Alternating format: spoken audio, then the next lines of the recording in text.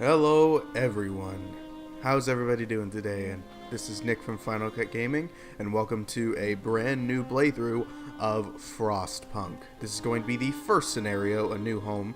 For those of you who don't know, Frostpunk is a tower city management game developed by 11-Bit Studios, the same people who did This War of Mine, another fantastic game that I love.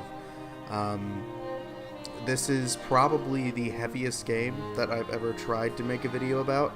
In the background, my cats are dicking around doing whatever, so you might hear them. But yeah, for my return to this channel, I wanted to do something different, and I think of a game like this as not only does it have the emotional weight that I was going for, but it also has the really interesting gameplay that I think makes my channel interesting, and it's the type of game that I think makes my channel watchable, so I want to give that to you.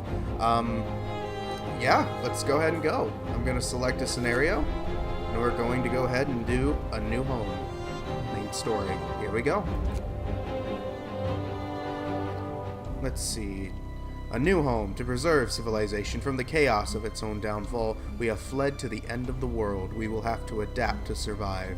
Who will we become in the process? Here we go. Let's see what the customization options are. Medium difficulty. Yeah, we'll just keep it on medium. Let's go ahead and start.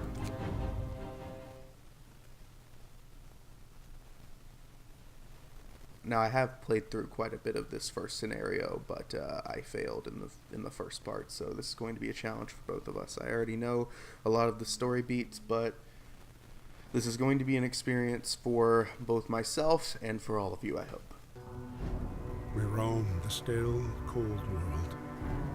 No horizon in sight. The rulers of old, stripped with pride and glory. It feels as yesterday we were turning the wheels of progress. Until the frost stopped it all. Suddenly, without a warning. When tides had changed, they changed for all of us, no matter wealth or class. We've lost our world to snow. And with it, our last traces of humanity.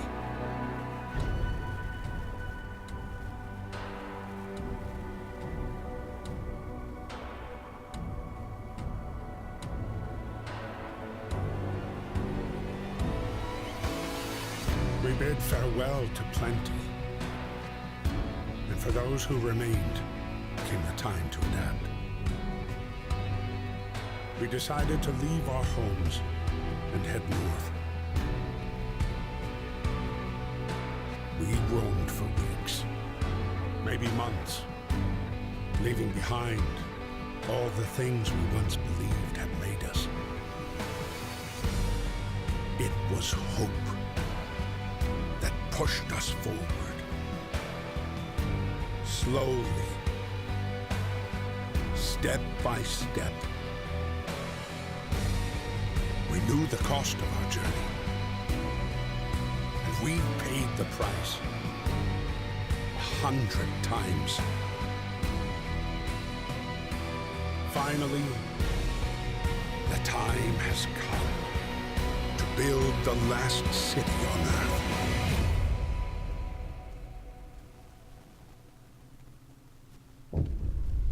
Here we go.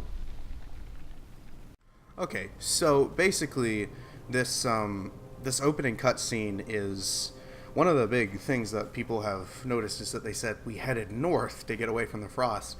What a lot of people don't realize, though, is that's where a lot of governments set up these generators, and these generators were experimental to see how they would survive in the frost. That's not really a spoiler, more of a setup. So here we go. A new home. We fled from London and crossed the sea to reach the frozen north. On the way, our convoy was hit by a blizzard and scattered. A handful of us managed to reach the site of this generator, only to find it frozen solid and abandoned. Why is no one here? Did any of our people survive the blizzard? Are there any others out there? Whatever we do, we should expect the worst now that the world as we know it has crumbled. We have to survive. Here we go. So basically, you start in this crater that has a lot of natural resources around it, and this generator is the only means you have of protecting your people. We need to get the generator working. It provides heat and power to other buildings. Without it, we'll freeze to death. Stockpile some coal and start the generator. Okay. So, like, we'll pause for a second. Like most games like this, oh hey, a police siren, welcome to Atlanta.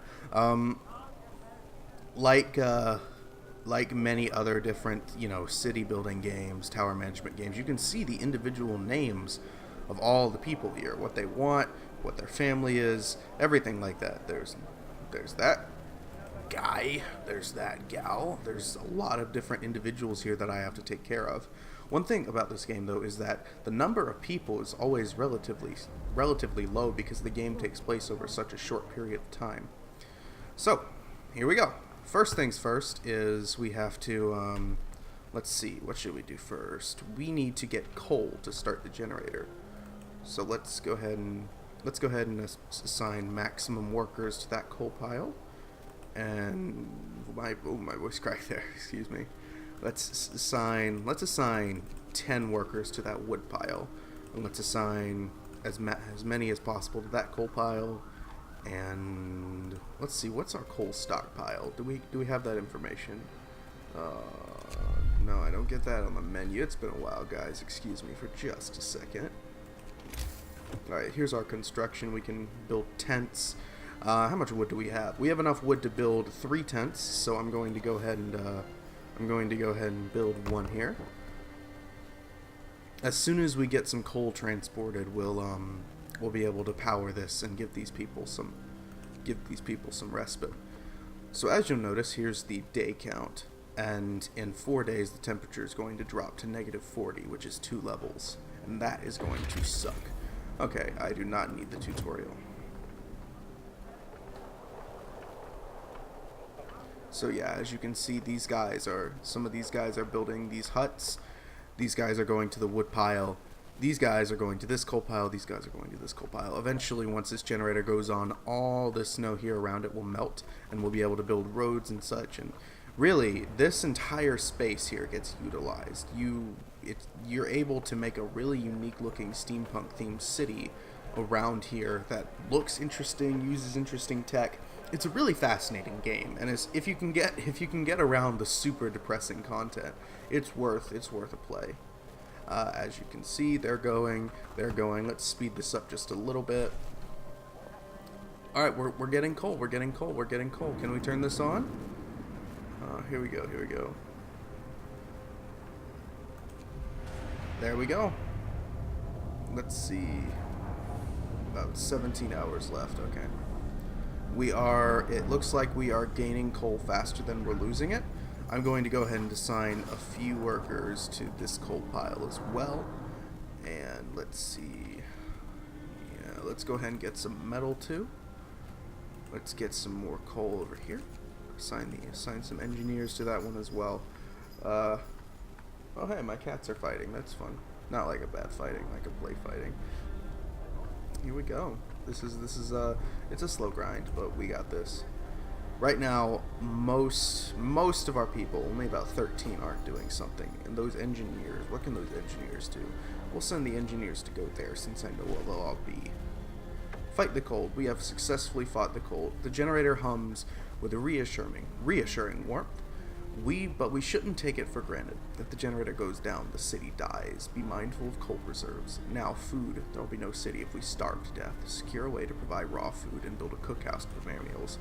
Absolutely, we're going to have to do that. As you can see here, the discontent and the hope bars really control how our people are doing. If we pause here, I will address that in just a second. The discontent bars is how mad people are at me, the leader. If it gets too high, they'll issue me an ultimatum, and I think it's when the discontent bar gets too high, they'll either riot or issue me an ultimatum, and we want to avoid that. The hope one, I definitely know when it gets to the bottom, you get an ultimatum from the people, and if you don't fulfill it, they'll kick you out and your game's over. It's quite life or death with these people, of course.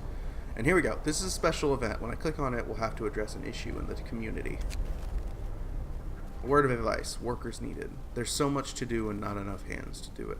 A quick way of addressing this problem is to put our children to work. Oof. So the thing is, when it comes to games like these, I try to play them as if I am ethically mindful of what's going on, as if I'm actually in the situation that these people find themselves in. I'm going to open the Book of Laws, and we're going to look at our options here.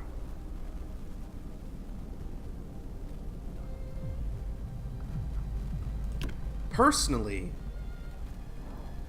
I don't think that child labor is the way to go, just because I don't think children should be put to work. There are other options later in the game, including child shelters and medic apprentices and engineer apprentices that are much more useful. If you get child labor, you can't get these apprenticeships. That's how this works. You see, that one equals that one equals that one. You can't have both. Normally, I do pretty well without killing anybody, so these two we don't have to worry about. The one that's most useful to me, in my opinion, is Emergency Shift, the Fighting Arena, and Radical Treatment and Sustained Life. Right now, since it's relatively not cold, we're doing fine. We're going to enact the Emergency Shift, because that's one that I like to get out of the way really quick. The thing is, it's going to cause our people to be slightly less happy, and I like to get that out of the way at the beginning. Basically, what this law says is that I can force any worker in any facility to work for 24 hours. Now, that's terribly inhumane, but it's a necessary thing sometimes when you're running out of coal and you need people to work at the coal mines. Here we go. Sign. A new law has passed. And yes, as you can see down there, our discontent did rise. 24 hours on the job, insane, but that's our lot. Work, work, work until you die. Yeah, these commentaries here by our citizens are a really good way of telling us what exactly is going on in the minds of our people. We have 70 homeless. Let's go ahead and build another hut, another set of tents. The thing about the roads too is that you can put them in between any building, so you can really build anywhere and it's all right. Are they still moving? What they? Okay. Right there we go. Sorry about that, guys. It's been a little while. So as you can see, there's a cooldown here of about 17 hours. That's when we can sign our new law. If we check our economy, we're producing plus 36 coal. We're producing plus 180 coal here, plus 60, plus 180. We have a huge coal surplus. The thing about that is coal is going to become an incredibly valuable resource when it gets super cold later in the game. So that's what I want to avoid. So far, we've avoided contracting our children to work. They're playing. There's some right there. They're playing near the generator where it's nice and warm. We're building tents for our people. So far, we're up to a good start. We're doing well right now, and that was the goal here. What can we really do, though, that will maximize our efficiency right now? Let's speed it up a little bit. And, okay, now the day's over. Free time. Free time is a really valuable... Oh, yeah. Thank you, Mr. Announcer Guy. Free time is a really valuable time in the game because you're able to utilize your workers. Even though they're not working their jobs, they will build anything for you. So, for example, if we put down a tent here, people who aren't working, which is everyone, are going to go build those tents until it's done, until about 11 p.m., I think. And then everybody's going to be asleep until they get certain buildings that keep them from being asleep, that they'll go and enjoy themselves at, like a public house or a brothel. Fun times. I really like the aesthetic of this game as well. I don't think I brought that up. It's super steampunk, and steampunk has always been something that I've wanted to read more about, watch more movies about, play more games about, and it uses that setting to create this really grimy feel that I think adds to the overall atmosphere that the game has. This does not look clean. This does not look like it's a fun place to live. But the thing is, it's the last of humanity. This is it. We are controlling, as far as everyone here knows, the only humans left on Earth. 80 people. So, we have a bit of a responsibility right now. That's a bit heavy. But so far, I think we're doing fine. I think we're doing okay. Who's this? Mildred Barr, spouse John Barr. She looks like she's carrying a child, but she's actually carrying some coal. Thanks. We appreciate you. Do we still have some free time? No. I'm not going to make them build anymore. They're all going to have to go... 40 of them are going to have to go one night without housing, but that's okay. Luckily, not all of them should be getting sick. At this, the temperature relay determines how warm everyone is. Right now, everything around here is comfortable or livable. That means that my people are likely not going to get sick. However, if anybody was out here, that's when it's really cold. And if it's cold, very cold, or freezing, these three are that's what's going to injure and kill your citizens. Chili is fine. People do get sick on chili, but not nearly to the degree as these three. You really want to keep your temperature range in these three. Cold, very cold, and freezing, try your best to avoid that. One of the things that killed my original playthrough is that I couldn't. So, we're going to close that. We're going to speed through the night. And, yeah, we've survived day one. As you can see, 2 people are sick because they're having to sleep on the ground because they worked outside in the cold. But that's all right. We can handle that pretty well. One of the biggest issues... Okay, they woke up at 5 a.m. One of the biggest issues that I found with managing that is that once it gets super cold, people are going to get sick left and right. You're going to need to open more medical stations. A lot of different things are going to need to happen in order to keep your people safe. There's the medical post. Let's get to building this cookhouse. I forgot to do that completely. Whoops. Okay, here we go. So this is going to be like a recreational district and food district, living, and then up here we're going to have our resources. And then once we see these resources out here, once we start utilizing those, that's when we'll start really expanding out. Once this cookhouse is built, we're actually going to have people working at night. Food and hunger. I know enough about food and hunger. I just have to remember everything. There's a lot to remember here, but it's not as complicated as some tower city builders. Excuse me. We're running low on wood. I think we should probably get some more people getting these wood crates here. We don't need as much metal, so I'm going to take some of the engineers off here and send them over here. And there's the workday. We are 2 days away from the temperature dropping, and that is terrifying. But luckily, soon after that, it will rise up 1, but that is a very brief respite. The only, from what I can remember, this 20 degrees is a lifesaver at the beginning of the game, because you really won't get it again, as far as I know. Now, I didn't play to beat the game. I lost the game the first time. But hopefully we are able to pull off a miracle this time. All right, this one's inoperable right now. We're going to take some more engineers away from the steel wreckage because we do not need them there. We don't need steel quite yet, and we're going to give all 5 of them to the cookhouse. Oh, I completely forgot. We have to let's sign an adaptation in the Book of Laws. Let's go for. Let's go ahead and do the fighting arena. The fighting arena, basically, it increases hope, lowers discontent. Alright, food. Yeah, I completely forgot about this. We're going to need to build a hunter's hut as well. A hunter's hut. As far as I know, it doesn't need to be super warm, so we're going to build that there. And we're going to have people... I thought that's what the cookhouse did for some reason a minute ago. But, basically what that means is people are going to go out and hunt at night, and those people will be lifesavers to us in our food supply, because up here, this raw food, they'll add to that raw food, which will turn into food rations, which our people can eat. What we want to avoid is having to give food additives in the food, or we want to avoid giving them soup, because people get discontent when they have to eat murky soup, and that is not cool. Personally, I love me my Campbell's, but that's just me. Yeah, so nobody's coming to build them, probably because everybody's occupied right now. Alright, I need to build a road. Derp. Let me go ahead and do that. And this is how roads work. You just extend them out. And there you go.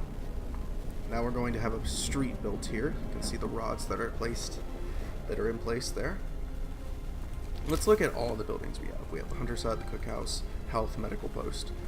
People, we have the Fighting Arena. We need 20 wood and 10 steel. We have 10 steel, but we don't have enough wood.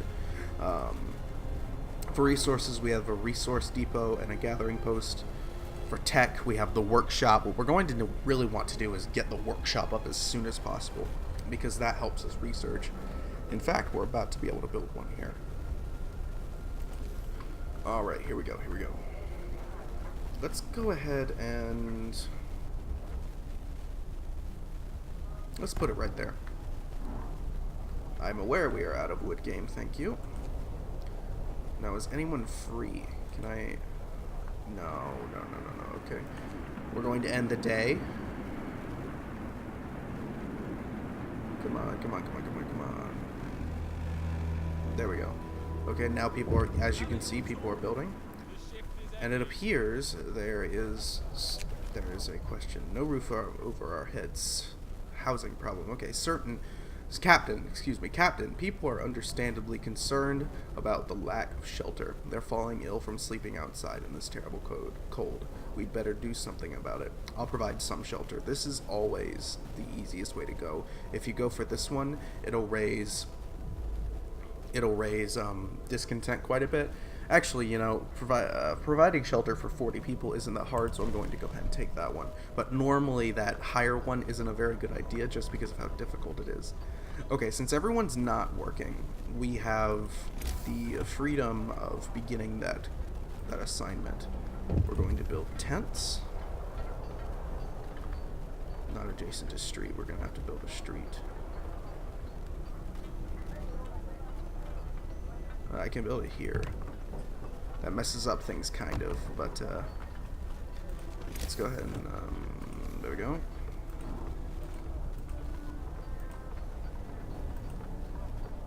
Oh, we don't have enough wood. Oh, that's not good. Alright, let's speed this process up. We have another one here. The wisdom of the crowd, Captain, when facing demands, remember this: people usually look for the quickest solution, not the best one. You don't have to agree to everything they ask for. If you fix the problem your way, it's fine. Thank you. I'll bear that in mind. Nice. Okay. So we have this workhouse here. We're going to want to take the metal pile workers, which are all engineers, and assign them here, because research is key for this building. Without research, we won't be able to continually improve all of our tech, which is what we're going to want to do. Alright, now, people from our convoy. With basic resources secured for now, we can try to rescue the people we left behind, build a beacon, scout Frostland, and save as many survivors from our expedition as possible. You'll need a workshop to design plans for more advanced buildings, which we just built. Build the beacon, rescue survivors of our lost expedition. Now, this is our opportunity to really improve our settlement. This is our opportunity to really maximize all of our resource production. Now, we need 10 wood, which you don't have because it's nighttime and we used it to build buildings, which people are still working on. Okay, we've got several extra huts built. We only have 30 homeless. It'll go down by 10 as soon as we get a road to that place. Okay, so it's been a 19-minute episode so far. We've made some good progress. We haven't done everything perfectly right. Once again, this is only my second playthrough, so I'd like to think we're doing decent for somebody who just knows the basics. Yeah, this game is fantastic. It's available on Steam right now for, I think, $30. It occasionally goes on sale for about $25. That's when I bought it earlier this year. And I really like it. I hope you guys like it. And if you guys want to play it, I hope you'll check it out. And I hope you'll stick with me as I play through it to the best of my abilities. Who knows? We could win, we could lose. We don't know yet. It's only episode 1. But anyways, I appreciate you guys watching this. If you enjoyed this video, please give it a like and subscribe for more content to come in the future. And I'll see you guys next time. Thank you.